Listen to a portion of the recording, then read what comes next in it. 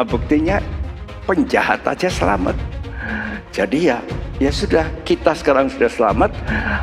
Kita yang jauh lebih baik ya pasti selamatlah. Saya berkata, belum tentu engkau selamat kalau akhirmu tidak selamat.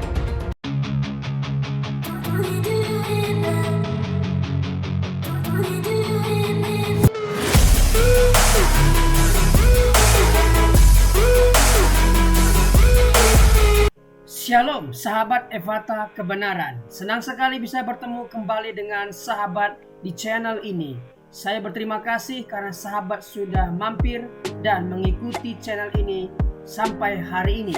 Saya berdoa kiranya Tuhanlah yang membalas dan memberkati kita semua. Channel Ephata Kebenaran membahas khusus tentang tanda akhir zaman atau peristiwa-peristiwa yang akan terjadi di akhir zaman. Dalam bahasa teologianya adalah eskatologi. Kita akan belajar tentang akhir zaman dari berbagai sumber. Bapa di sorga, kami siap dibekali oleh kebenaran firman tentang nubuatan, tentang tanda-tanda akhir zaman, hal-hal yang akan terjadi di masa depan. Berikanlah kami kemampuan agar kami dapat mengerti rencana Tuhan atas kehidupan kami dan dunia ini. Ajar kami Tuhan agar kami mempersiapkan diri menghadapi hari-hari yang akan datang ini. Kami siap diberkati oleh hamba-Mu ini. Berkatilah hamba-Mu ini, berkati pemberitaan firman Tuhan, berkati kami semua. Demi nama Yesus. Amin. Shalom teman-teman sekalian. Awas rasa tidak puas. Saudara melihat gambar ini, saudara tafsirkan sebagai apa? Ya, ada tangan yang sehat sebelah kiri, ada tangan yang sudah banyak kerut-kerutnya. Itulah saat di mana seorang anak mau berpisah dengan orang tuanya yang sedang terbaring. Ya, saya beberapa kali memegang tangan dari jemaat, walaupun masih muda, tapi saya pegang dan dia pegang erat-erat, sepertinya, mau berpisah. Ya, nah waktu orang tua kita sendiri memegang seperti ini, dia tahu sebentar akan pergi. Ya, ada satu perasaan yang bergejolak tentunya dalam hati. Saudaraku, kita tahu bahwa semua kita akan berada pada titik akhir ini, kematian. Ya, yang menjadi pertanyaan, apakah waktu kita menghadapi titik terakhir itu ada satu perasaan bahagia atau sebaliknya? Ya, di beberapa pengalaman, orang yang tidak benar itu waktu menghadapi kematian dia gelisah bukan main. Ya, takut, ada perasaan takut mencengkam dirinya. Nah, yang menjadi pertanyaan kita, bagaimana kita mengakhiri? Bagaimana perasaan kita waktu akhir hidup kita itu? Apakah kita merasa senang? Sehingga saya lihat kadang-kadang orang itu dilihat waktu dia mati, mukanya itu bisa gembira. Ya, mertua saya waktu meninggal, mukanya itu bisa tersenyum. Ya, tapi ada orang yang begitu meninggal, mukanya itu seram sekali, diliputi dengan perasaan takut, dan itu sampai mati. Saya tuliskan di sini, ingatlah, semua yang kita cintai di muka bumi ini sedang dan akan berubah. Semua akan berubah. Ya, menjadi karatan, menjadi tua, menjadi sakit-sakitan, ya, dan sebagainya. Dan sedang akan lenyap dengan berjalannya waktu. Itu pasti. Nah, akhirnya, saudaraku, kita mesti tinggalkan semuanya. Yang menjadi pertanyaan pada akhir hidup kita, apakah hal-hal itu yang akan lenyap itu bisa memuaskan kita? kita akan merasa, tidak ada gunanya. Memang. Tapi ada sesuatu yang bisa memuaskan kita. Apa itu? Janji Tuhan yang pasti akan terjadi. Dan itu membuat kita rasa bangga, gembira. Karena akan menyambut sesuatu yang sangat luar biasa. Ya, ada sebuah ayat yang disampaikan oleh Salomo dalam Pengkhotbah 7 ayat 8 yang berbunyi, akhir suatu hal lebih baik daripada awalnya, panjang sabar lebih baik daripada tinggi hati. Akhir suatu hal itu lebih baik dari awalnya. Ini bukan berarti bahwa awal tidak perlu baik. Tidak, ya. Awal baik itu bagus. Tapi yang lebih penting, akhirnya apakah lebih baik dari awalnya? Nah, ini harus menjadi ketetapan kita. Jadi ayat ini berkata, akhir suatu hal lebih baik dari awalnya. Jadi kalau saudara bisa mengakhiri lebih baik dari yang awal, wah itu bagus. Ini dialami oleh seorang penjahat yang begitu jahat. Penjahat yang persis disalibkan di sebelah Tuhan Yesus. Untung dia berada persis di sebelah Tuhan Yesus. Ya, dan dia melihat Yesus yang dengan tenang, rasa ada satu penyerahan penuh. Dia kagum dan dia berkata ucapan terakhir, berkata, ingatlah Yesus. Ya, ingatlah kepadaku. Ya, jangan kau lupa, ingat.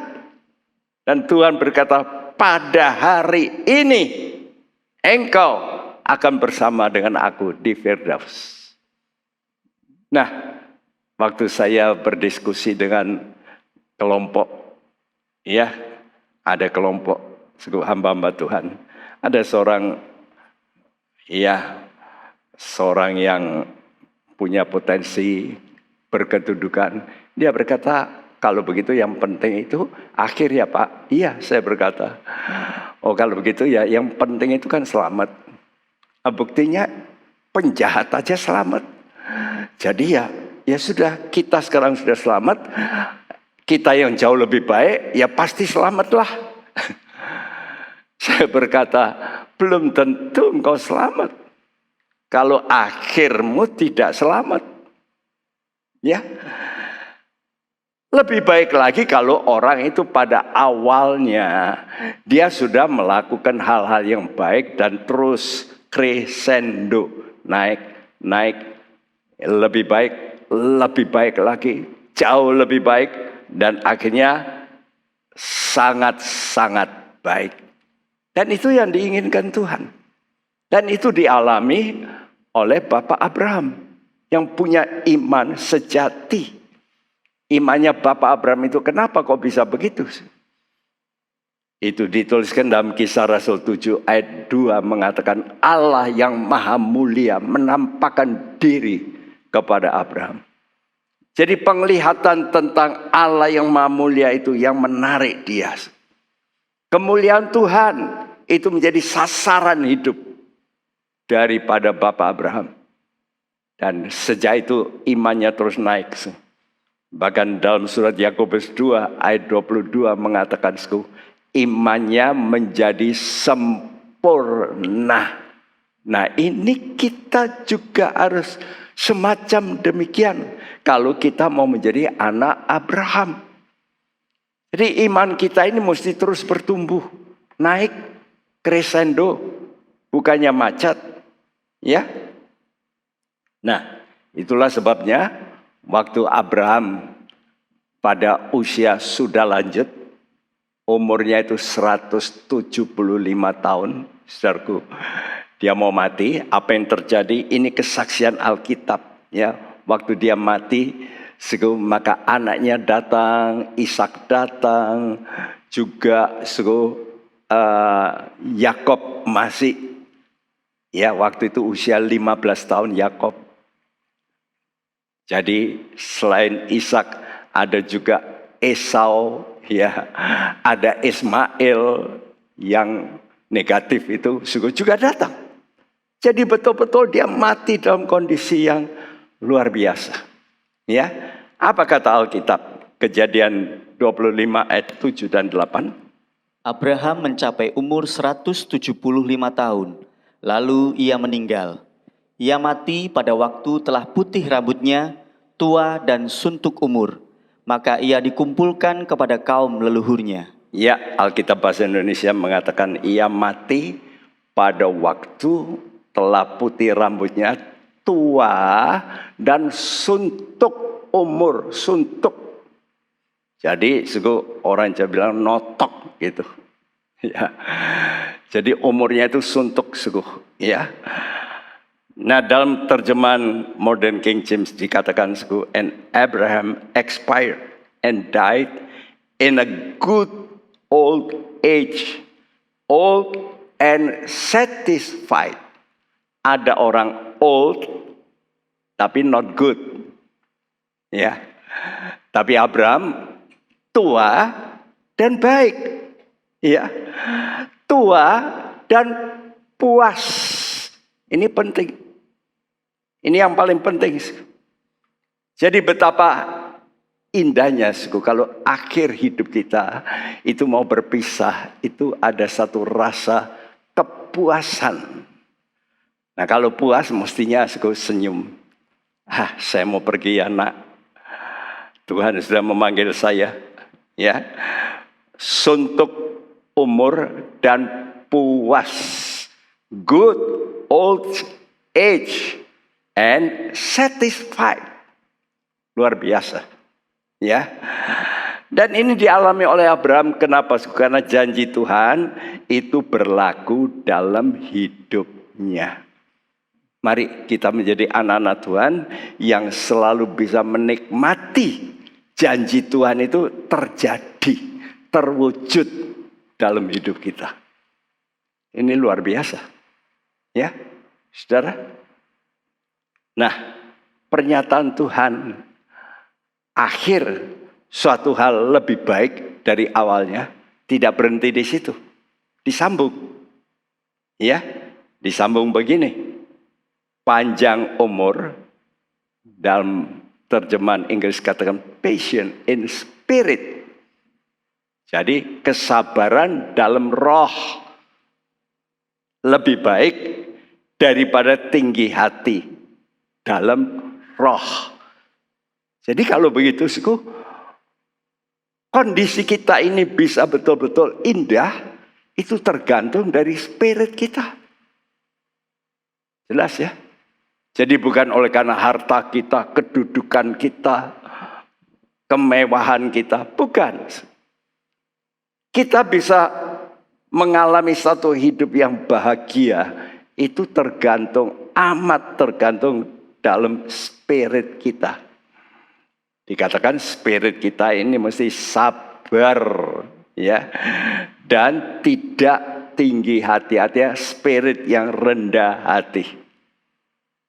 Karena itu saya tuliskan dalam proses iman. Karena ini kadang-kadang bisa panjang. Penjahat yang disalib itu prosesnya sebentar. Cuma beberapa jam di situ. Waktu dia digantung di atas kayu salib. Tapi apakah itu nanti dia masuk surga itu hebat? Tentu tidak. Dia kan memang masuk surga, Firdaus. Tapi tidak di ruangan maha suci, pasti tidak.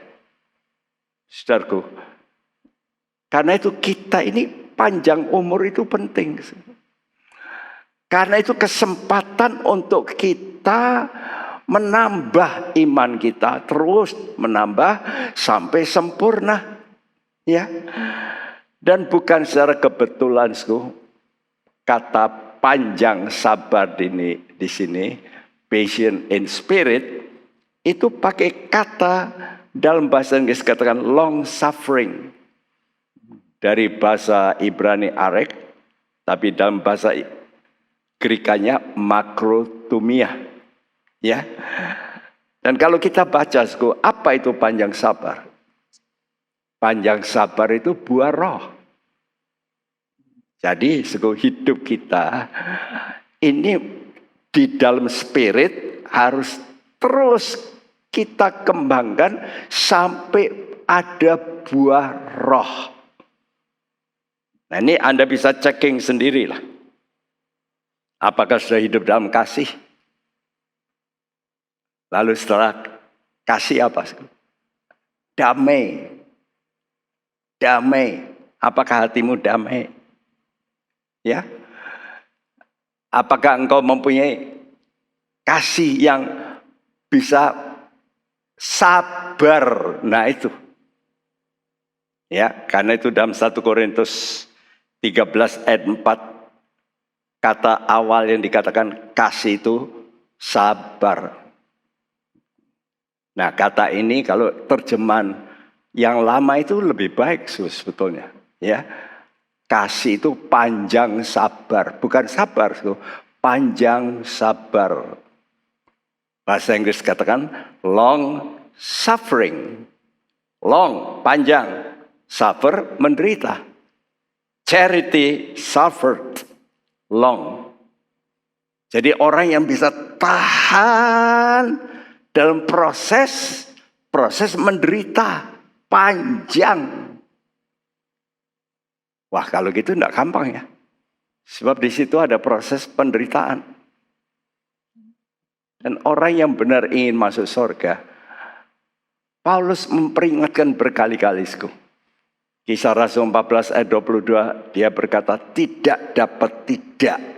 Kita harus menderita untuk masuk kerajaan Allah.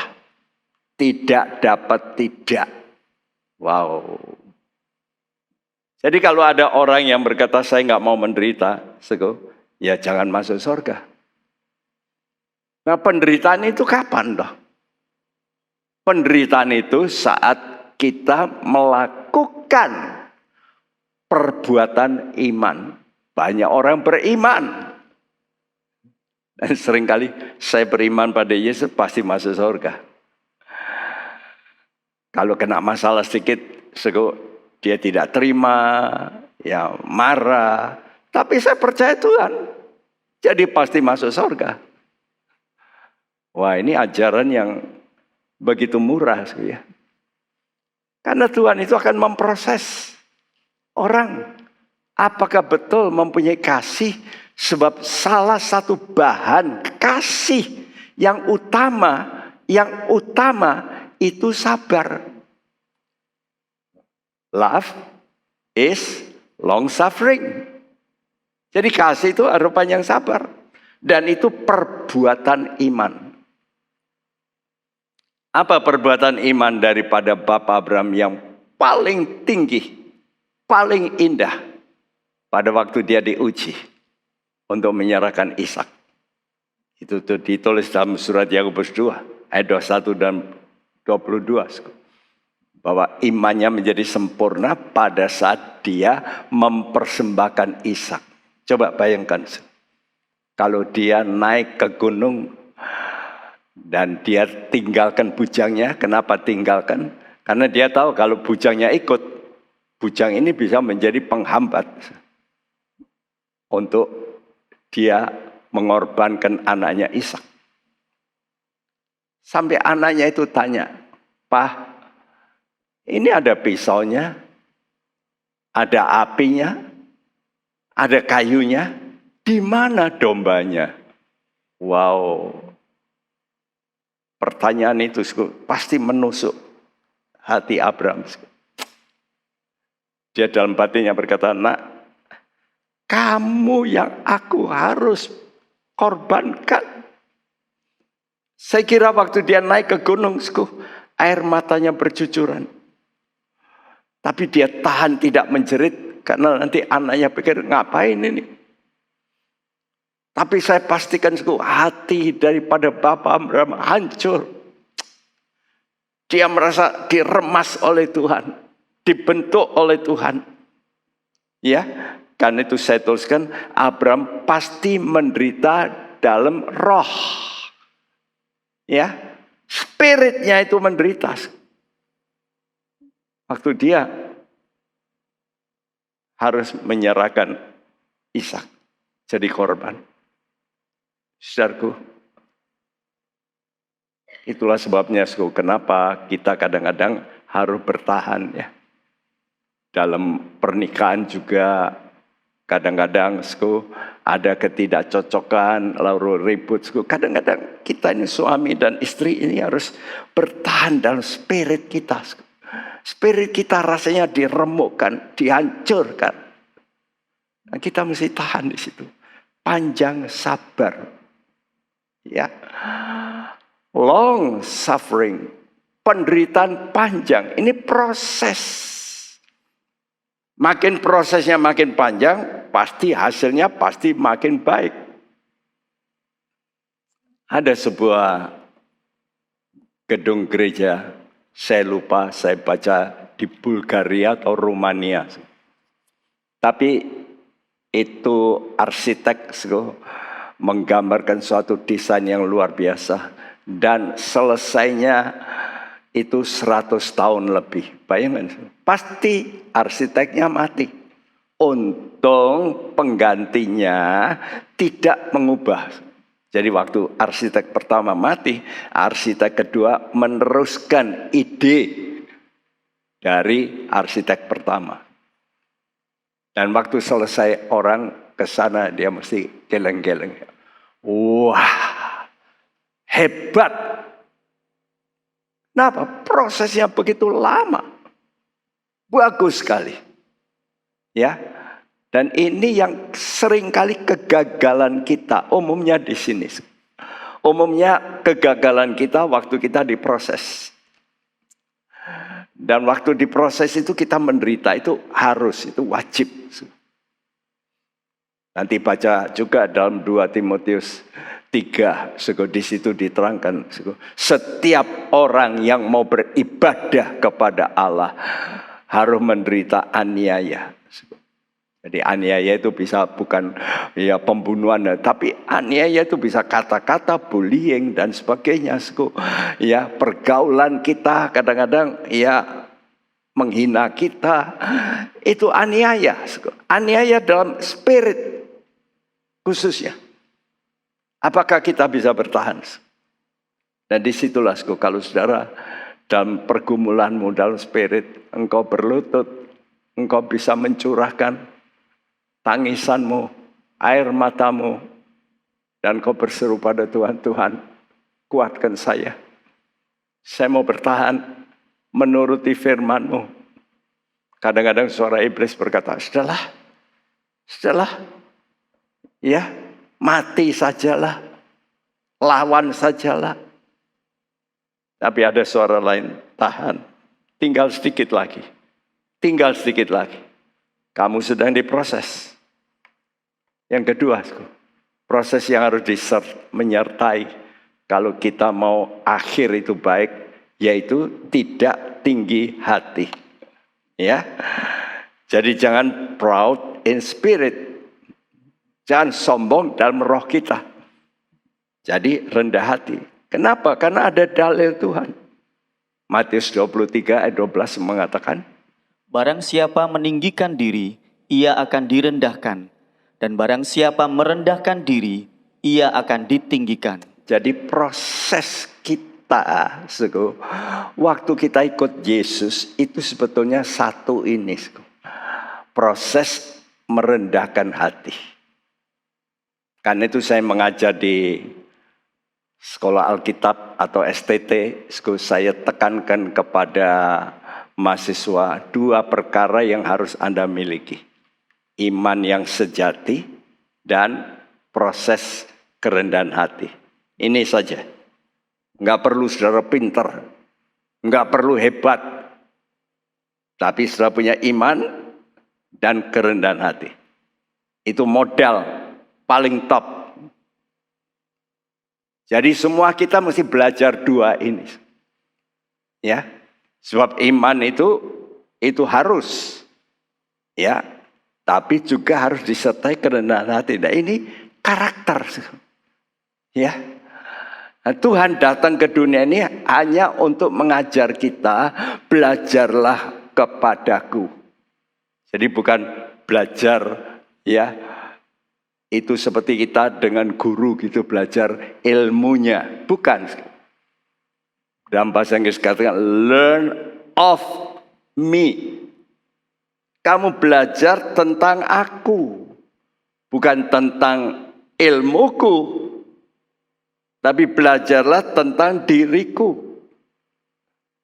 Dan kita mesti tahu akhir kita nanti bagaimana. Ada akhir yang sangat buruk bagi orang yang tinggi hati. Dan itu dituliskan dalam Markus 9 ayat 44, 46, 48. Alkitab mengatakan ulat-ulat bangkai tidak mati dan api tidak padam. Kata Tuhan, lebih baik matamu dicungkil daripada kamu pakai dua mata, tapi kamu masuk neraka di mana ulat-ulat bangkai tidak mati. Jadi di neraka itu nanti orang yang dibuang ke sana itu baunya, dia akan membau gitu. Aduh, amis, gak enak. Saya sekali melayani orang yang sakit diare, masuk rumah sakit. Begitu masuk, saya mau mendoakan, istrinya nggak mau masuk. Kenapa ya? Saya pikir. Nggak taunya begitu saya masuk, langsung perut saya ini bergolak, mau tumpah. Baunya lebih dari udang yang busuk. Ya, saya pernah juga melayani orang yang kena penyakit gula basah. Ya, gula basah itu jadi, ya kulitnya itu basah dan baunya amis sekali. Jadi kalau dia di rumah, cucu-cucunya, anak-anaknya itu hampir nggak mau masuk. Kenapa? Nggak kuat baunya. Nah waktu itu saya mesti datang, masa saya berdoa dari jauh. Saya masuk, tapi masuk itu, waduh, amisnya bukan main. Ya, nah itulah keadaan nanti di neraka, dan apinya tidak padam, terus dibakar. Seperti Wahyu 14 ayat 11 di situ Alkitab menulisku, asap api menyiksa siang malam selama-lamanya. Dan mereka akan disiksa tidak henti-hentinya. Terus kapan berhenti? Tidak berhenti sampai selama-lamanya. Ini harus jadi peringatan loh. Karena itu kalau ada anak Tuhan gak takut berbuat dosa, seharusnya dengar firman Tuhan.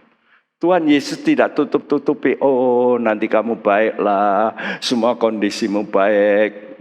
Tuhan kasih peringatan. Kalau kamu tidak nurut, nanti lihat. Ini Tuhan Yesus yang ngomong ini.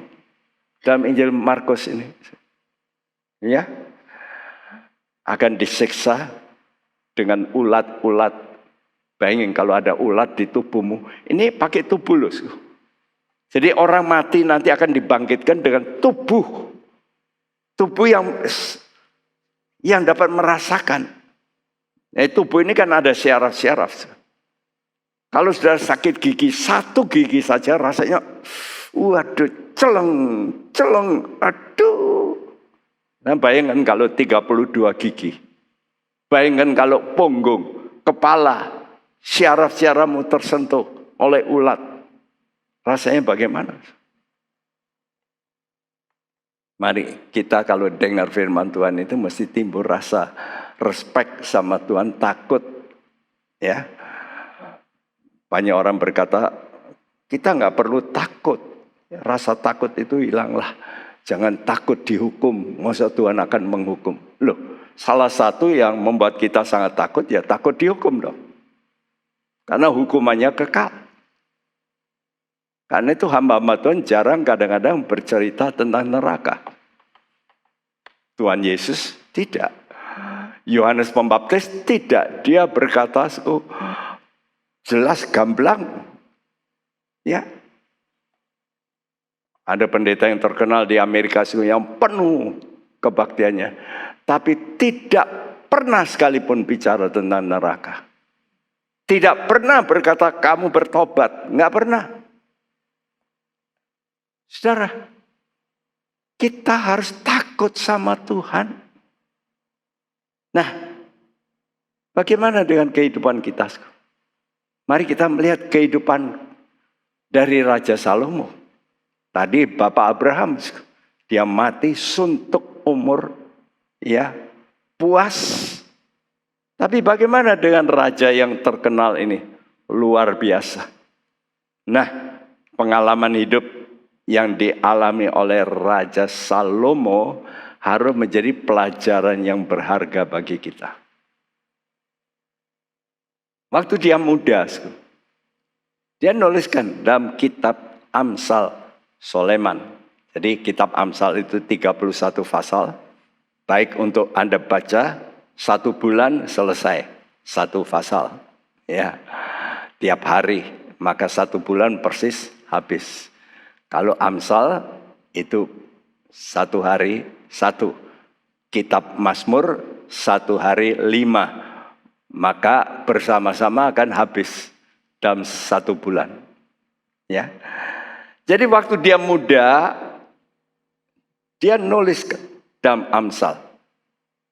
Aku dididik ayahku, hai anakku. Nah. Jadi waktu itu pasti Daud kasih tahu, nak, kamu mesti dengar firman Tuhan. Ya. Dan itulah sebabnya maka Salomo ini menjadi orang yang sangat berhikmat. Karena dididik oleh ayahnya Daud. Ya. Dan waktu dia hidup benar oleh inspirasi Roh Kudus, dia menuliskan kitab Amsal Salomo. Ini penting ya untuk Anda baca, untuk bisnis, untuk rumah tangga, untuk pergaulan, untuk segala macam. Maka saudara ketemukan dalam Amsal. Namun sayang, itu waktu mudanya, baik. Tapi waktu dia sudah naik jadi raja, makin tenar, dia lalu saudaraku lupa memperhatikan hukum tentang raja.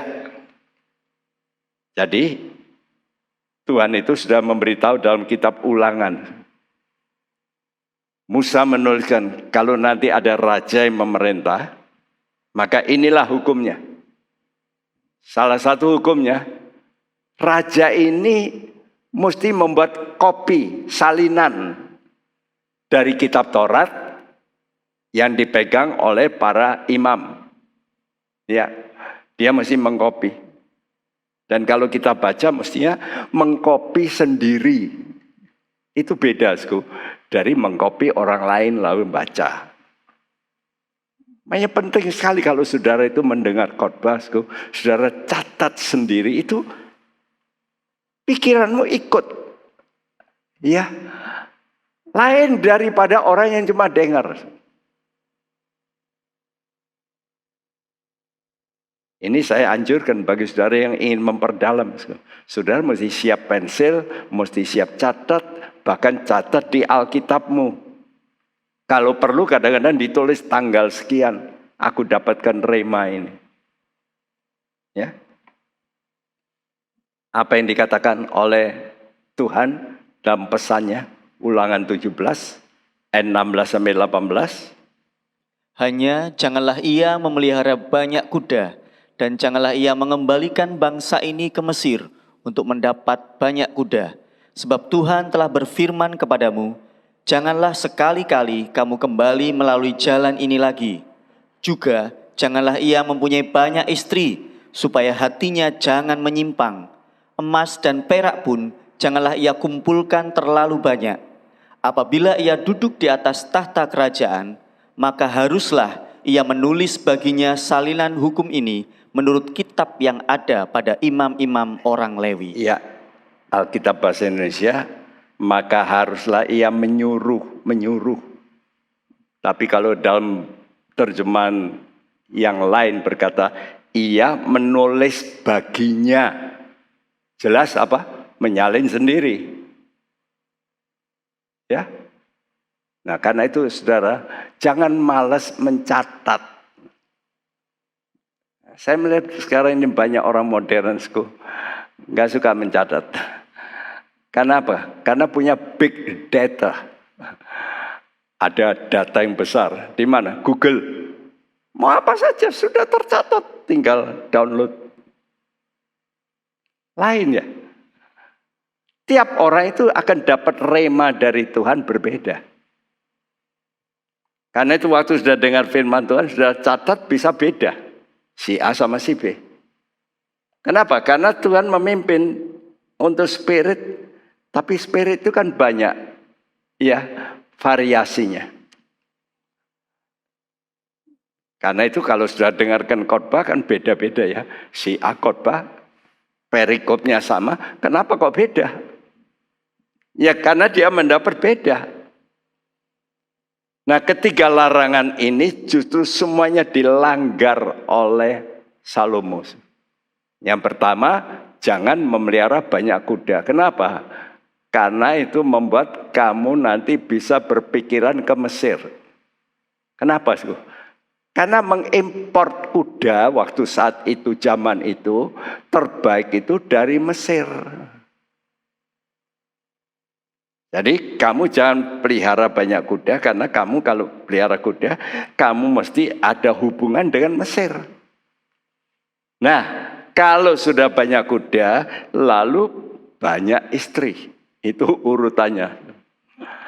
Lalu sudah kalau banyak istri minta emas dan perak. Betul enggak? Lalu ya carilah emas dan perak. Nah itu semua dituliskan. Ya, dalam 1 Raja-Raja 10 dan 11. 3 peringatan ini sebetulnya untuk kita juga loh, hukum raja. Itu kan untuk raja. Loh, kita ini semua kita anak Tuhan sebetulnya diberi hak untuk menjadi kandidat raja. Sebab kita akan memerintah bersama Tuhan sebagai raja. Ya sudah berkata, tidak usahlah, saya sebagai aja lah, pokoknya masuk surga. Seperti apa? Ya seperti penjahat itu. Nanti waktu mati saya bertobat, nah masuk surga. Memang betul. Kalau bertobat, masuk. Ya. Sudah orang bunuh diri pun waktu persis mau bunuh diri, persis mau mati dia berkata, Tuhan ampuni saya salah. Oh, Tuhan tolong ini saya dosa. Ampuni Tuhan. Bisa masuk. Mungkin saya berkata. Tapi mungkinkah itu? Saya nggak tahu. Ada 3 peringatan penting bagi kita ya. Karena kita semua ini juga kandidat raja. Ingat-ingat. Karena itu saudara juga harus pakai hukum kerajaan ini. Yang pertama, jangan ada banyak kuda. Dalam kitab Yesaya 30 nanti sudah tahu, kuda itu mensimbolkan kekuatan daging.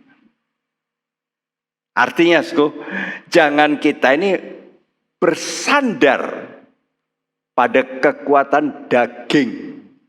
Baik kekuatan daging pribadi, saya pintar, saya kaya, saya pengalaman, lalu saya banyak teman. Biasanya selain kekuatan diri, kita punya teman, ya, yang duniawi. Dan ini juga membuat kita rasa kuat. Makanya dalam Semua pemerintahan itu cari namanya kawan. Apalagi dalam pemilu. Kalau perlu sebar uang, kalau perlu janji-janji, betul nggak? Supaya dapat kawan yang menjadi kekuatan.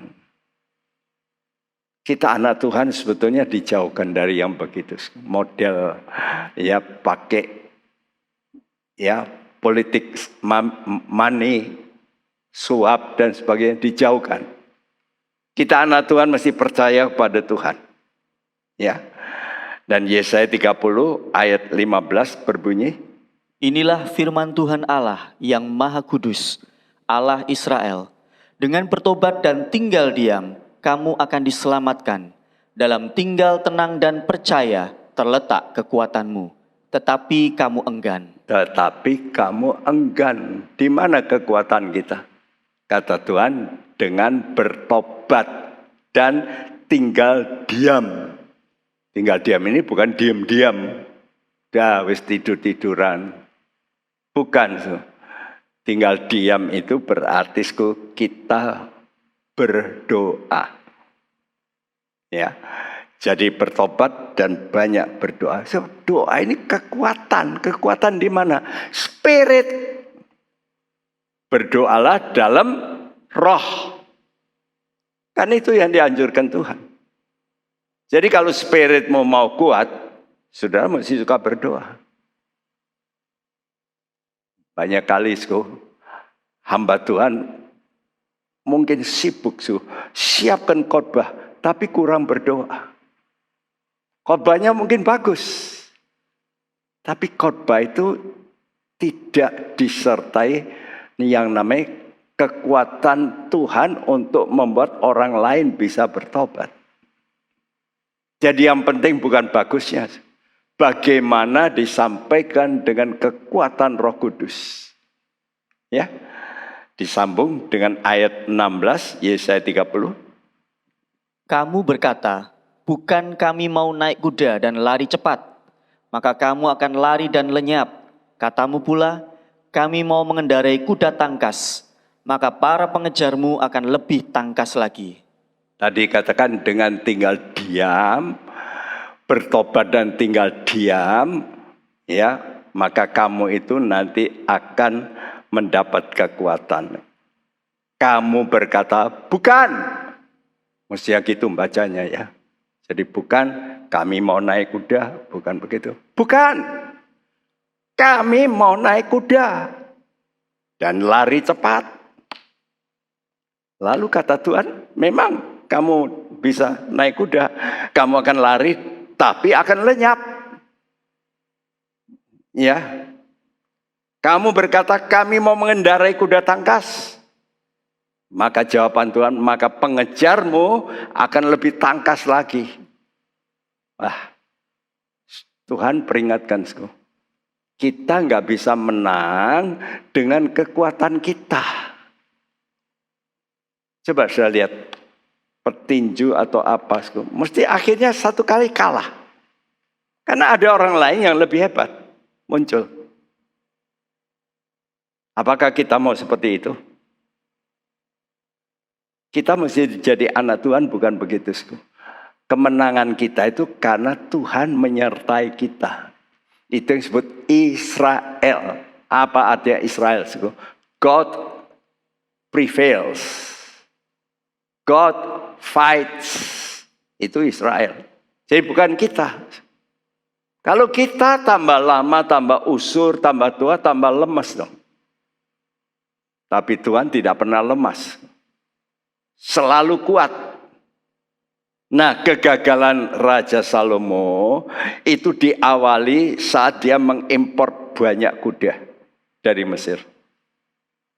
Mungkin maksud ini. Biasanya orang politik itu pikirannya politis. Karena itu, bagaimana bisa hubungan dengan Mesir? Supaya negaraku kuat, aku punya tentara kuat, aku impor banyak kuda. Nah, untuk supaya gampang ya, untuk berafiliasi dengan Mesir, maka dia mulai melamar anaknya Firaun. Jadi secara politis ini baik. Ya. Tapi saat itu dalam ayat 1 ini, 1 Raja-Raja 3 ayat 1, kondisi dari hati Salomo itu masih baik. Karena ayat ketiga berkata Salomo menunjukkan kasihnya pada Tuhan. Tapi perhatikan, karena merasa kuat inilah, lalu mulai tergerus. Tergerus itu artinya pelan-pelan, merosot, merosot, merosot. Jadi tidak dirasakan. Ya. Karena itu Tuhan peringatkan dalam perjanjian baru, ya, apabila kamu merasa tegak, hati-hati, jangan jatuh. Jadi ini bahaya. Kalau orang sudah merasa, aku sekarang sudahlah mapan, zona nyaman, wah dangerous. Karena dia sudah sampai puncak, ya tidak mau naik lagi, ya. Karena itu setelah banyak kuda, lalu banyak istri, ya. Dan waktu saya baca, Tuhan memang tidak komplain waktu Salomo menikahi anak Firaun. Tidak ada ayat berkata Tuhan tidak senang. Tidak. Loh, kenapa begitu? Karena mungkin, ya, ini tafsiran saya, Tuhan memang menunjukkan itu suatu contoh bagi nanti gereja Tuhan. Seperti Rahab, seperti saudaraku juga kita baca Alkitab seperti Rut. Ini kan semua orang asing, ya. Jadi Tuhan tidak menyatakan ketidaksenangannya saat Salomo menikahi anak Firaun. Ya mungkin waktu itu anak Firaun ini menjadi proselit. Proselit itu artinya diyahudikan. Ya. Ada toh kalau kita baca Alkitab, suku Gibeon misalnya menjadi orang Israel. Itu namanya proselit. Jadi masuk menjadi orang Israel. Tetapi saat dia mengambil perempuan-perempuan Moab, lalu Amon, Edom, Sidon, Het, maka hati Tuhan tidak berkenan. Kenapa? Karena mereka mencondongkan hati Salomo kepada berhala-berhala. Ya. Nah, karena banyak istri, banyak kepentingan. Istrinya, Mas, tolong Thomas belikan emas toh. Kamu kan kaya. Maka dia kumpulkan emas, perak. Kekayaan memang berguna. Berguna, sangat. Tapi kalau itu menjadi berhala, keinginan mencintai kekayaan, itu bahaya. Itu membuat hati daripada Salomo mulai meninggi. Nah kalau sudah meninggi, itu menjauh dari Tuhan. Karena Tuhan itu akan hadir dalam hati yang rendah. Ya, sayang. Tapi beruntung. Beruntungnya apa? Karena firman yang ditanamkan Daud waktu masih muda itu akan bicara. Karena itu saya anjurkan jemaat Tuhan, kalau punya anak masih kecil, bawalah ke gereja untuk dididik firman Tuhan. Jangan sudah berkata nanti ajalah, kalau besar masih kecil kok. Loh, justru waktu kecil itu, ya, waktu kecil itulah didiklah. Faktanya saudara waktu kecil kasih apa? Kasih gadget. Ya udah dididik sama orang lain. Dan dia senang di situ, gadget. Sayang ya. Nah, orang tua pikir kalau dikasih gadget bisa diem, anak ini tidak ganggu saya. Kalau saya bawa ke gereja rewel, repot, saya banguni susah. Saya peringatkan pada ibu-ibu, bapak-bapak, didiklah anakmu itu waktu masih muda. Coba bacakan Amsal 22 ayat 6. Didiklah orang muda menurut jalan yang patut baginya, maka pada masa tuanya pun ia tidak akan menyimpang daripada jalan itu. Didiklah waktu muda. Nanti waktu tua tidak akan menyimpang. Ini loh. Jadi akhir toh itu. Jadi waktu muda sudah dibekali, nanti tua itu tidak menyimpang. Kenapa bisa begitu? Karena ada janji Tuhan. Yesaya 55 ayat 11. Demikianlah firmanku yang keluar dari mulutku, ia tidak akan kembali kepadaku dengan sia-sia, tetapi ia akan melaksanakan apa yang ku kehendaki dan akan berhasil dalam apa yang kusuruh kepadanya. Ya, kalau waktu kecil firman itu bisa masuk. Itu nanti firman itu ya tidak akan kembali dengan sia-sia, kata Tuhan. Nanti akan membuat berhasil. Dan puji Tuhan. Betul. Apa itu firman? Firman itu kata Tuhan Yesus. Dalam Yohanes 1 ayat 1, pada mulanya adalah firman. Firman itu bersama dengan Allah. Dan firman itu Allah. Dan siapa itu firman? Yesus. Ya. Jadi Yesus dimasukkan dalam hati Salomo. Memang dia lalu jatuh dalam dosa. Tapi setelah dia berdosa, dia akan mengalami penderitaan. Dan di situ Allah pribadi, bukan Daud sekarang. Allah, firman, bicara. Dan oleh karena itu dia waktu tuanya, setelah dia mengalami keruntuhan, lalu dia disadarkan oleh firman. Ya, Salomo sudah mencoba bermacam-macam hal yang membuat supaya dia puas. Apa saja? Mengambil 700 istri, 300 gundik. Saya kira ini rekor. Kalau ada buku rekor, inilah rekor. 1000. Kalau 1000, anaknya juga, wah berapa ribu tuh. Nah itu akan menjadi masalah, betul nggak? Ya. Lalu dia coba berbagai kesukaan duniawi. Dia sudah coba. Dia coba melakukan proyek-proyek yang besar-besar. Bangunan-bangunan besar. Wah semua besar. Mega gitu ya. Wah hebat. Orang memuji, dahsyat. Ya. Dia mengumpulkan kekayaan yang sangat besar.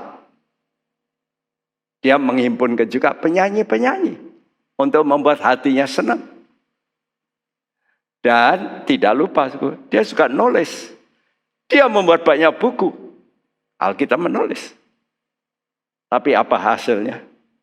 Setelah dia lakukan semuanya, dia berkata, semua jerih lelah yang akan lakukan untuk kepuasanku, ternyata semuanya sia-sia. Bahkan mestinya sia-sia di atas segala kesia-siaan. Ya. Segala sesuatu sia-sia, bahkan segala sesuatu kata dia menjemukan. Ya. Coba bacakan kitab Pengkhotbah 1 ayat 8. Segala sesuatu menjemukan sehingga tak terkatakan oleh manusia. Mata tidak kenyang melihat, telinga tidak puas mendengar. Segala sesuatu menjemukan. Telinga enggak puas. Pengkhotbah 5 ayat 6. Siapa mencintai uang tidak akan puas dengan uang. Dan siapa mencintai kekayaan tidak akan puas dengan penghasilannya. Ini pun sia-sia. Ini dialami oleh Salomo. Dia mencintai uang. Tapi akhirnya waktu dia tua, aku enggak puas. Ini lagi kitab Pengkhotbah 6 ayat 3. Jika orang memperoleh 100 anak dan hidup lama sampai mencapai umur panjang, tetapi ia tidak puas dengan kesenangan, bahkan tidak mendapat penguburan. Kataku, anak gugur lebih baik daripada orang ini. Ya, punya 100 anak. Salomo punya berapa anak? Enggak tahu, enggak ditulis. Istrinya 1000. Ya sudah bisa naksir sendiri. Berapa ratus anak. Betul? Tapi tidak puas dengan semua kesenangan. Karena itu dia menyimpulkan akhir dari kitab Pengkhotbah seperti ini. Pengkhotbah 12 ayat 13 dan 14. Akhir kata dari segala yang didengari ialah, takutlah akan Allah dan berpeganglah pada perintah-perintahnya, karena ini adalah kewajiban setiap orang. Karena Allah akan membawa setiap perbuatan ke pengadilan yang berlaku atas segala sesuatu yang tersembunyi, entah itu baik, entah itu jahat. Ya, akhirnya dia menyimpulkan semuanya itu sia-sia. Jadi waktu muda dia menulis Amsal, waktu tua setelah dia sadar salah, dia bertobat, dia mengaku, lalu dia menulis kitab Pengkhotbah. Dan dia berkata, aku pengkhotbah. Nanti sudah baca itu dalam Pengkhotbah 1 ayat 1. Ya, jadi kitab Pengkhotbah itu jelas itu Salomo sebagai pengkhotbah. Dia mau ngajari orang, jangan seperti aku. Aku simpulkan 3 saja. Pertama, takut akan Allah. Supaya kamu betul-betul hikmatmu itu nggak hilang. Yang kedua, kamu pegang pada perintah, taatilah firman. Jangan seperti aku, pernah balelo, pernah keluar dari ketaatan. Karena aku menyembah juga ya kepada dewa-dewa asing. Oleh karena gundik-gundik istri-istriku dari luar negeri, aku terseret. Kamu taatilah, ini pesan daripada Salomo. Dan yang ketiga, dia berkata, ingat, semua kita pasti nanti akan dihakimi. Hati-hati. Ayo, kita juga mesti dengarkan kitab Pengkhotbah ini. Yang dikhotbahkan oleh sang pengkhotbah sendiri. Pengalaman yang begitu hebat. Tapi berakhir dengan berkata, semua sia-sia. Nggak ada gunanya. Semua yang di bawah langit yang aku kerjakan, kalau tidak punya nilai kekal, 0 besar. Nggak ada artinya. Karena itu sebagai kesimpulan ini, kita mengakhiri dan kita mau berkata, ya Tuhan, ajar kami untuk melakukan kehendak-Mu. Dan ini adalah akhir dari seri Awas Rasa Tidak Puas. Mari kita mau datang kepada Tuhan. Terima kasih sahabat sudah mendengarkan khotbah tentang akhir zaman. Saya yakin dan percaya kita semakin bertambah hikmat dan bertambah referensi tentang akhir zaman. Channel ini dibuat secara sadar untuk mengumpulkan pembahasan tentang akhir zaman, nubuatan tentang akhir zaman, agar kita punya satu channel membahas khusus tentang kejadian-kejadian di akhir zaman. Para pembicaranya juga dari berbagai interdominasi, baik dari Protestan, Karismatik, Katolik, dan berbagai pendeta di seluruh Indonesia, tentunya yang membahas tentang akhir zaman. Semoga channel ini memberkati kita semua. Firman Tuhan mengatakan Matius 13 ayat 39, musuh yang menabur benih lalang ialah iblis. Waktu menuai ialah akhir zaman, dan para penuai itu malaikat. Matius 22:23-24. Pada waktu itu, jika orang berkata kepadamu, lihat, Mesias ada di sini, atau Mesias ada di sana, jangan kamu percaya, sebab Mesias palsu dan nabi-nabi palsu akan muncul, dan mereka akan mengadakan tanda-tanda yang dahsyat dan mujizat-mujizat, sehingga sekiranya mungkin mereka menyesatkan orang-orang pilihan juga. 1 Tesalonika 4 ayat 15-16. Ini kami katakan kepadamu dengan firman Tuhan, kita yang hidup, yang masih tinggal sampai kedatangan Tuhan, sekali-kali tidak akan mendahului mereka yang telah meninggal. Sebab pada waktu tanda diberi, yaitu pada waktu penghulu malaikat berseru dan sangkakala Allah berbunyi, maka Tuhan sendiri akan turun dari sorga, dan mereka yang mati dalam Kristus akan lebih dahulu bangkit. Matius 24 ayat 24. Karena itu berjaga-jagalah, sebab kamu tidak tahu pada hari mana Tuhanmu datang. Matius 26 ayat 64. Jawab Yesus, engkau telah mengatakannya, akan tetapi aku berkata kepadamu, mulai sekarang kamu akan melihat Anak Manusia duduk di sebelah kanan yang Maha Kuasa dan datang di atas awan-awan di langit. Tuhan akan menjemput kita di langit, dan kita akan datang menyongsong Dia di langit, sampai nanti kita akan memerintah di kerajaan 1000 tahun. Tuhan Yesus memberkati. Mari kita berdoa. Tuhan, terima kasih buat pemaparan firman Tuhan tentang akhir zaman yang disampaikan oleh hamba-Mu yang luar biasa ini.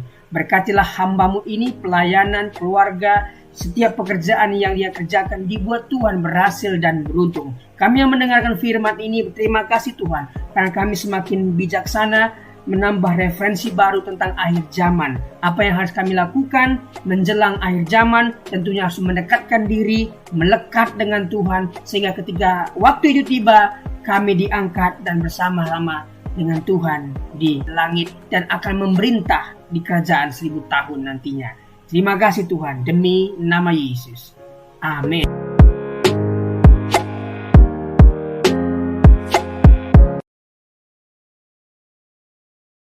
Từ nào nào tao mình tắt lỗ để bởi sẩy bù phá y chẳng mày giàu giá bù phá tê cháu trong sai liệu tê lưng tàu in nào nè tê cháu xin cồn tê cháu xin nè cho mình nói xin bay bài đi tròi đi dẫn đi quay à mày tu xin nào muốn tới lịch xa tán tê nè cháu ngạo mày mòn chùi bù phá ao tê đọc lên nào tê cháu khai sĩ sẽ quay cha xin nào mà bài đi bây giờ cho mình cha xin nêu pin mãi với bài sa tan nhà bù phá cho mình không hay nào in vậy mình tin lúc tàu thằng này bây giờ đi tập sa tan mà cha xin vào cái một bù phá bay cho pin pan âm bay tối lầu càng thì pay mà thằng pay mặt bây ăn xây ra cái lò miền pan play mà ní cho chơi miền bù phá cháu bù phá ní đi dùng chọc vần mà cháu ăn xây ra cái lầuวันใดจัดเตจะอยู่ไหนเตเจ้าเพียนำมากูต้องใส่ตูต้องใส่แต่ไปจะใจเหม็นเตเจ้าเหลวไปยาเตกูทันอีกไงไหนเตจะไอ้หญิงเตมันเจ้ากันผู้ชายแนวกันไม่ยังแนวเตเจ้ากันมาเนี่ยจะเจอกันไปป่ายเตcô ha cần phải lấy phải cô nên xây giá cái bây giờ bù phá tới cho cháu ăn xuân neo ha cần nhậu cái xây mà cho mày qua yêu tiền cha ăn xuân cái này mày cô mà nè mình pan này lại bù phá cho sang cần giá cô mà cái mình chân kín nào mà ngày tôi này kín tôi này cho ngày thay bây giờ in đâu cần mà bù phá hô xí trong xây cần quay mấyวันnè tu pay tu satani pada kang ni tuจะเขานั่งเรามาไปลกกันหยาปุฟ้าติดลาแบบตัวนี้กันหยาซ้อมตอนตัวกันโซ่ติมาตัวนี้กันหนาวไปยากันจะต้องไปกลางกินน้ำมันลงไปกินลงไปจะไม่ฝามละnhư vậy bố phá càng bố giá xói cần lòng mình thái đi vào nè bây giờ cần lòng mình phạm cho bố phá khát tuấn đấy như vậy bố phá mình đã phạm nó mình xói cần lòng mình phạm xói miếu con căn này nào xói cho khát tuấn bay tổng nhà bạn nón phe với căn sung thu phe có bên này nó bây giờ quay cần là bên bù phá chảo mà dừng bù phá yêu năng lâu nè cần cần chú nằm thằng biệt thay để cần phá vậy rồi cần lâu nhà nhỏ lấy ra để bưởi sấy hà lấy cần chú bay hắn nói để sấy chừng cái bài miêuไปจ่อยตรงไส้làไอ้ตอกเลียงเจ้าก็ปันไปหัดต้องเปียกในกันปูฝาไปก็อย่ามาใจกันเหล่าหัดไปเลยหัดจนมันในกันนั่งฝาลักไปหนาวปูฝาว่ากันเราต้องหลงว่าน้ำไปกันเมียวคงกันในหนาวก็อย่าปูฝานี้ที่ยันใจหันลิ้นกันยังไงกันเราเหมือนไอ้หญิงได้มาเจ้าเปียได้จะให้อีหลอกตอกเตเยซูร้อนเสียไกลมาเจ้าฝัมกันเราไปยาอีกกันเราจะไม่ไงงงยินไว้เยซูเรามาหัดฆ่าลอยกันเราเยซูไว้เลี้ยวนะเจ้าฝัมกันเราจะไงท้ายเอาสีสีจานี้เอาหลุดได้มาสาวฝัมกันเราไป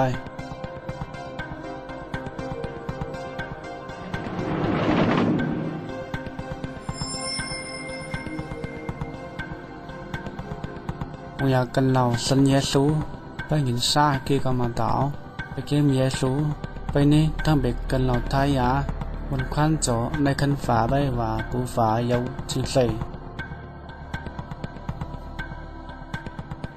วันยามีสัญเยซูเรานี่นิท้ายยาเนี่ยจะไปเกมไพ่ไปที่ไต้ฟุ้งเหมือนไต้ต่อยปูฝาเจ้าตีปอยไพ่ซอยอยากกันเราไม่ไปเกมเยซูหนาวมีตั้งลำเขาปูฝาลำเขาเยซูกลางหนาวไปปลายไพ่ไปเกมไพ่จะลองตีไปโยโฮโยคัม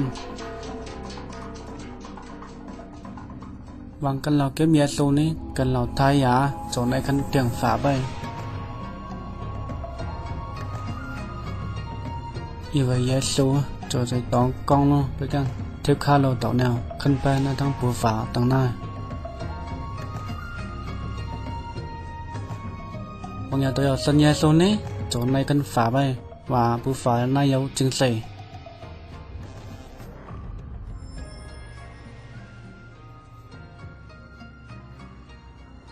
Terima kasih sudah melihat video pendek tentang rencana Allah untuk kehidupan manusia.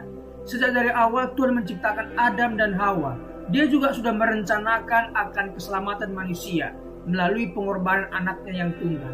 Tidak ada cara lain selain menerima Tuhan Yesus yang adalah jalan, kebenaran, dan kehidupan. Tidak ada seorang pun yang bisa bertemu dengan Bapa kalau tidak melalui Tuhan Yesus. Tuhan Yesuslah yang menjadi jembatan seperti video yang kita barusan lihat. Jadi rencana Allah itu sangatlah sederhana.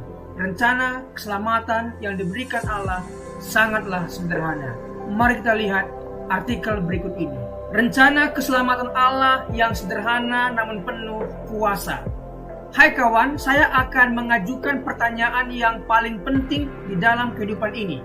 Kebahagiaan dan kesusahan Anda di masa akan datang bergantung pada jawaban Anda. Pertanyaannya adalah, apakah Anda sudah diselamatkan? Ini bukan pertanyaan tentang perbuatan baik Anda, bukan juga apakah Anda anggota gereja, tetapi apakah Anda sudah diselamatkan? Apakah Anda yakin akan masuk surga setelah meninggal dunia? Alkitab berkata bahwa untuk dapat masuk surga, seseorang harus dilahirkan kembali. Dalam Yohanes 3 ayat 7. Yesus berkata kepada Nikodemus, kamu harus dilahirkan kembali.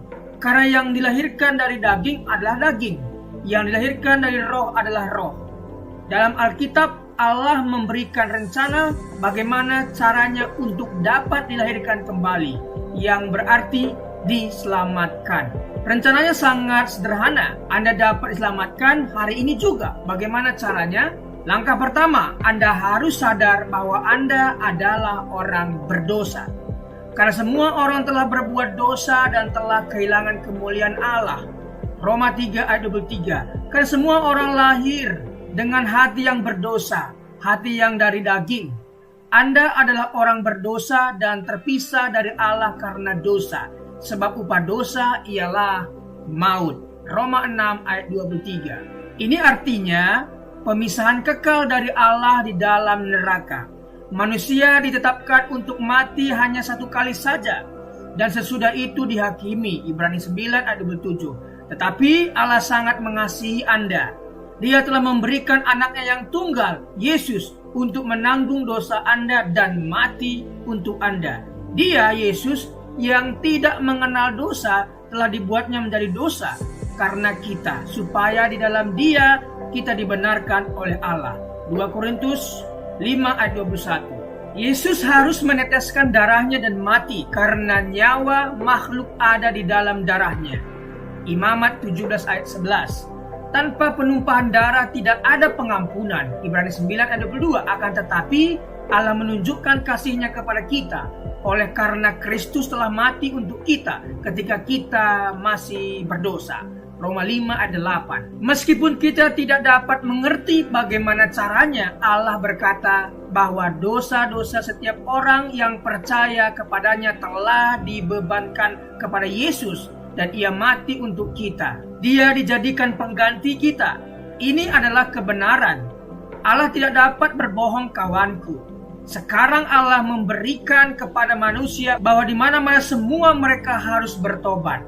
Kisah Para Rasul 17 ayat 30. Langkah kedua adalah pertobatan. Pertobatan ini adalah sunat hati.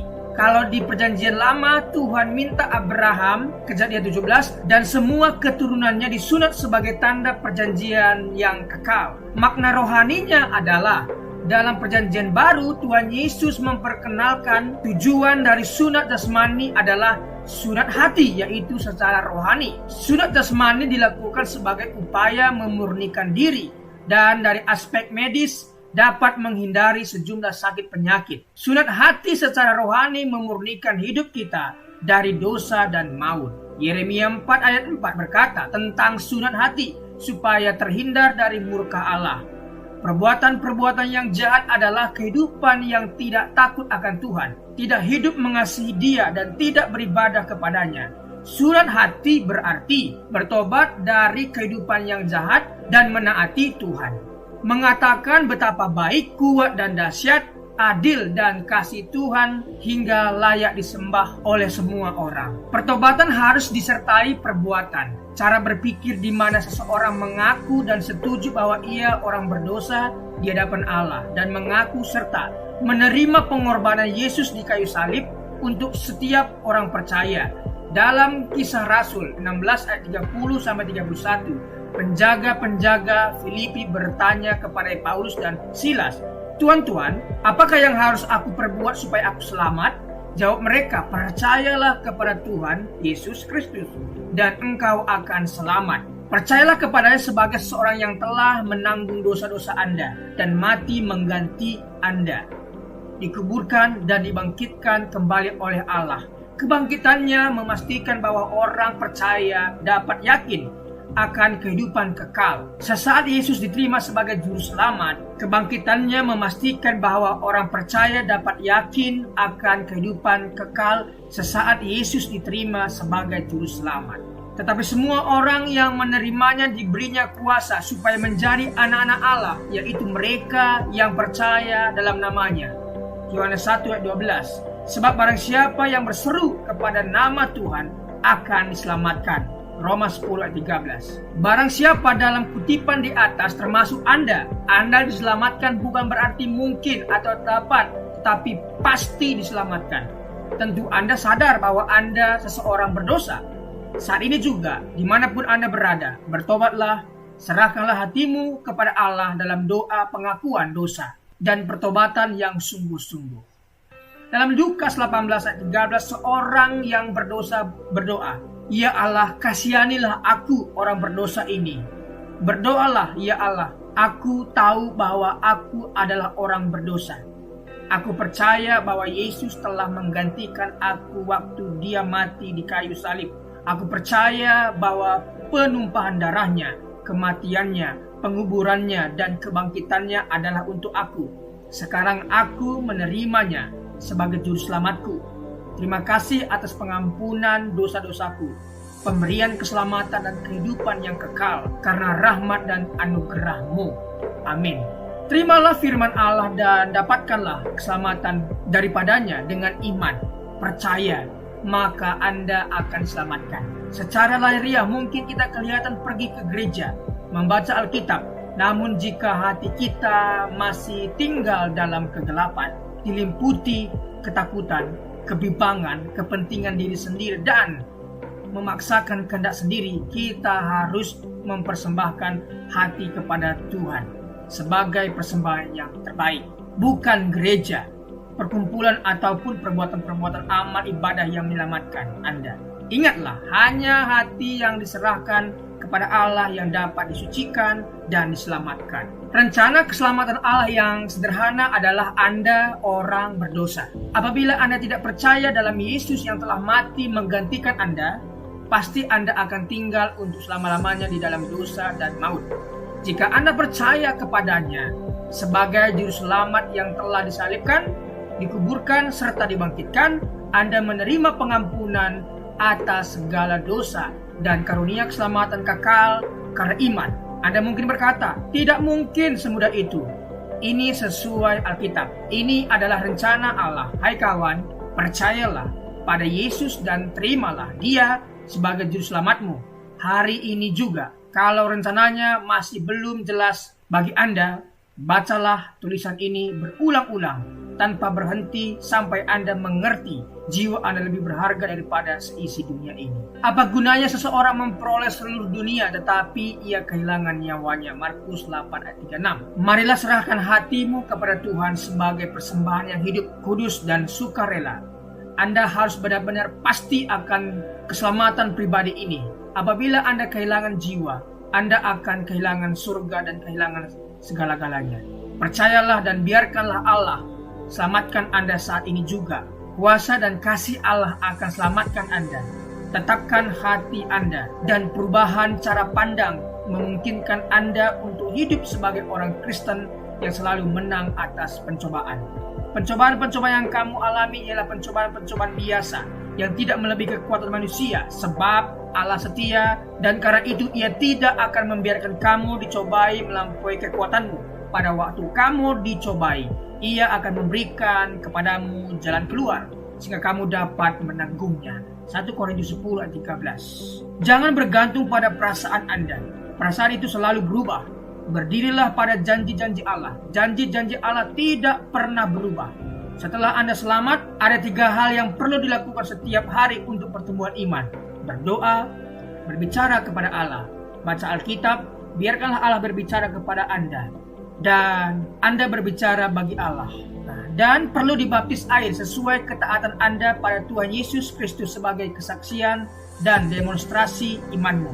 Dan kemudian bergabung secepatnya dengan gereja yang mengajarkan Alkitab sebagai firman Allah. Jadi janganlah malu bersaksi tentang Tuhan kita. 2 Timotius 1 ayat 8. Setiap orang yang mengakui aku di depan manusia, aku juga akan mengakuinya di depan Bapakku yang di sorga. Matius 10 ayat 32. Amin.